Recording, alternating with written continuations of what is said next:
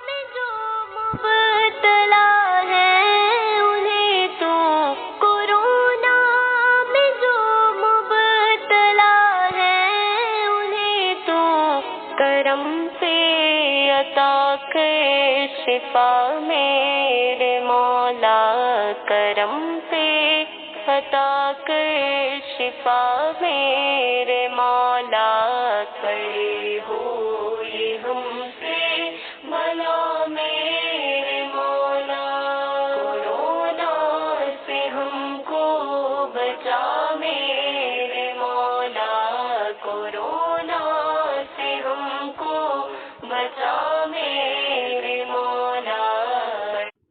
معزز سامعین کرام، السلام علیکم ورحمۃ اللہ وبرکاتہ۔ آپ کا پسندیدہ علمی و ثقافتی چینل سچا پیغام آپ کو خوش آمدید کہتا ہے۔ سچا پیغام کے پروگرام میں سامعین کی خدمات میں جو مختلف موضوعات پیش کیے جاتے ہیں، ان میں سب سے پہلا اہم موضوع اس کتاب کی باتیں پیش کرنا ہے جو دنیا کی تمام کمیونٹیز کے لیے ایسی ہی عام ہے جیسے چاند، سورج اور ہوا بارش کی نعمتیں عام ہیں، یعنی اللہ کا کلام قرآن مجید۔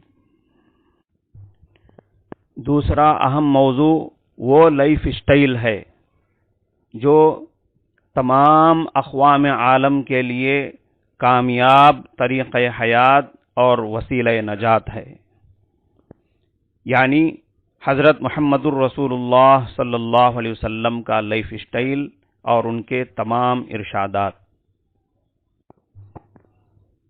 تیسرا اہم موضوع ہے دینی مسائل۔ چوتھا اہم موضوع ہے آداب زندگی۔ ان کے علاوہ اور کئی اہم موضوعات ہیں جن کے تحت موقع بموقع مختلف مفید باتیں آپ کے سامنے آتی رہیں گی۔ سامعین کرام، انسان کا سب سے بڑا کمال یہ ہے کہ وہ اپنی صلاح و فلاح، یعنی انسانوں کی سدھار کی بنیاد اور انسانوں کی کامیابی کا راز پہچانے کہ انسان کس طرح صحیح معنوں میں انسان بن سکتا ہے اور کیسے کامیاب ہو سکتا ہے۔ اس کو بتلایا گیا ہے کلام اللہ کے اولین صفحے میں اہدنا الصراط المستقیم اور صراط الذین انعمت علیہم کے الفاظ سے، جس کا خلاصہ ہے صحیح اور سیدھے راستے کی پہچان سب سے بڑا علم ہے، اور پھر اس صراط مستقیم پر چلنا انسان کی سب سے بڑی کامیابی ہے۔ اسی کو دوسرے لفظوں میں ہم یوں سمجھ سکتے ہیں کہ کامیاب زندگی علم سے ملتی ہے، نالج سے، اور علم ملتا ہے کلام اللہ سے، رجال اللہ کے ذریعے۔ اسی بات کو اللہ تعالیٰ نے سورہ انبیاء میں اس طرح فرمایا، فَاسْأَلُوا أَهْلَ الذِّكْرِ إِن كُنتُمْ لَا تَعْلَمُونَ۔ مطلب یہ ہے کہ اگر تمہیں کوئی مسئلہ معلوم نہیں ہے تو جاننے والوں سے پوچھو۔ یہ نہیں فرمایا کہ کتاب دیکھ لو، بلکہ فرمایا کہ کتاب کا علم رکھنے والوں سے معلوم کرو۔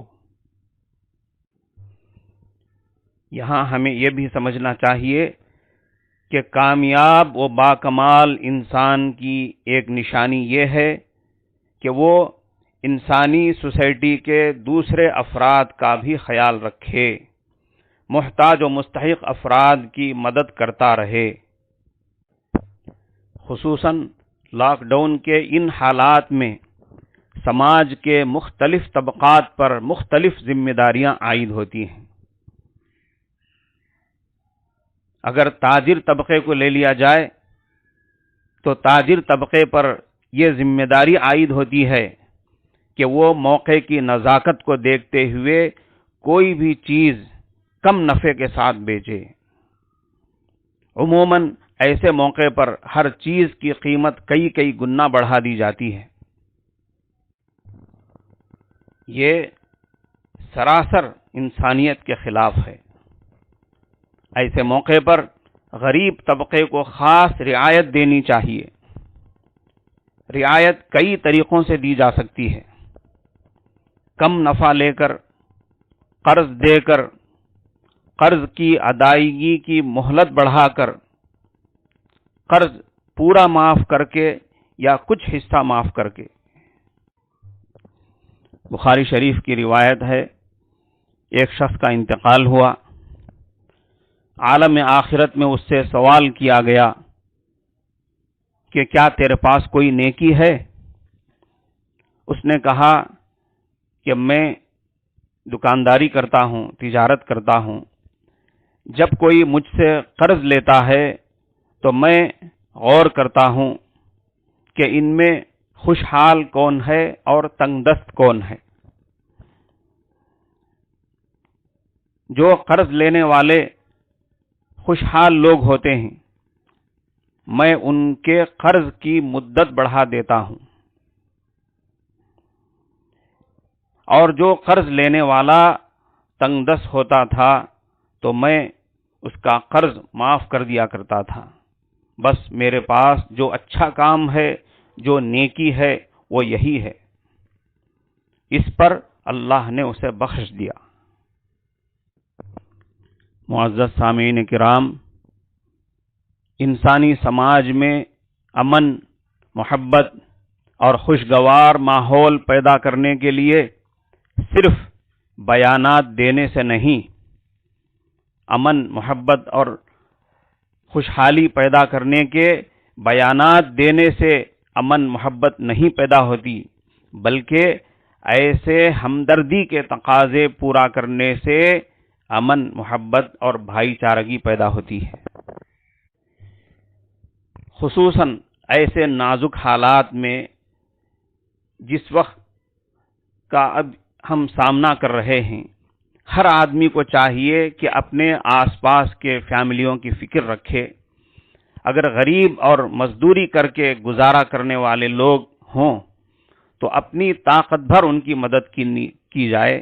اگر خود کچھ نہ کر سکیں تو دوسرے خوشحال لوگوں کو اس کی طرف توجہ دلائیں، اور اس میں کمیونٹی کا فرق کیے بغیر انسانیت کی بنیادوں پر کام ہونا چاہیے۔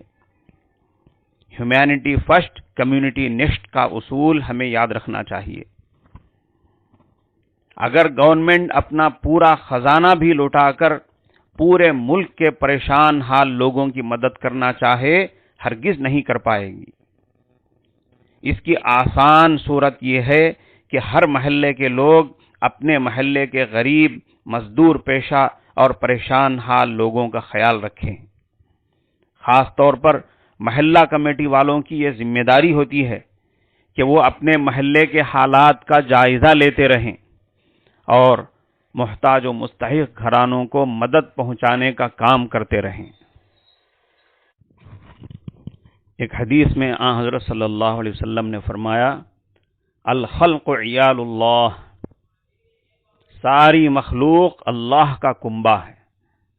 تمام انسان اللہ کی فیملی ہیں، اللہ کا خاندان ہیں۔ اس لیے اللہ تعالیٰ کے نزدیک تمام مخلوق میں سب سے زیادہ محبوب اور پسندیدہ وہ ہے جو اس کے کنبے کے ساتھ نیکی کرے، جو اس کے خاندان والوں کے ساتھ بھلائی کا برتاؤ کرے۔ ایک دوسری روایت میں ہے، آن حضرت صلی اللہ علیہ وسلم نے فرمایا، بیواؤں اور محتاجوں کی خدمت و اعانت کرنے والا اللہ کی راہ میں جہاد کرنے والوں کے برابر ہے، یا اس نیکوکار کے برابر ہے جو عمر بھر دن کے روزے اور ساری رات عبادت کرے۔ سامعین کرام، صحت اور طب کے تحت ایک روایت سماعت فرمائیں۔ حضرت جابر رضی اللہ عنہ بیان کرتے ہیں کہ میں نے رسول اللہ صلی اللہ علیہ وسلم کو فرماتے ہوئے سنا کہ برتنوں کو ڈھانک دیا کرو اور برتن کا منہ بند کر دیا کرو، کیونکہ سال میں ایک ایسی رات آتی ہے جس میں وبا اترتی ہے، جس میں وائرس اترتا ہے۔ لہذا جس برتن یا مشکیزے کا منہ کھلا رہتا ہے تو وہ وائرس اس میں داخل ہو جاتا ہے۔ آداب زندگی کے تحت موبائل کے چند آداب سماعت فرمائیں۔ فون پر پہلے سلام کرنا، پھر بات کرنا۔ فون کرنے والے کا پہلے خود اپنی پہچان کرانا۔ اگر فون نہ اٹھایا جائے تو 3 بار سے زائد رابطہ نہ کرنا، 3 بار سے زائد مس کال نہ دینا، تیسری بار جواب نہ ملے تو برا نہ مانے۔ مسنون دعاؤں کے تحت دشمنوں سے حفاظت کے لیے ایک دعا پڑھیے۔ بسم اللہ الرحمن الرحیم۔ اللہم انا نجعلک فی نحورہم ونعوذ بک من شرورہم۔ اے اللہ، یقیناً ہم آپ کو ان دشمنوں کے مقابلے میں رکھتے ہیں، کھڑا کرتے ہیں، اور ان دشمنوں کے شر سے آپ کی پناہ اور آپ کی حفاظت مانگتے ہیں۔ اس دعا کو یاد کر لیں اور برابر پڑھتے رہیں۔ بہرکیف سامعین کرام، آج کے پروگرام میں اسی پر اکتفا کرتے ہیں۔ انشاءاللہ پھر ملاقات کریں گے۔ السلام علیکم ورحمۃ اللہ وبرکاتہ۔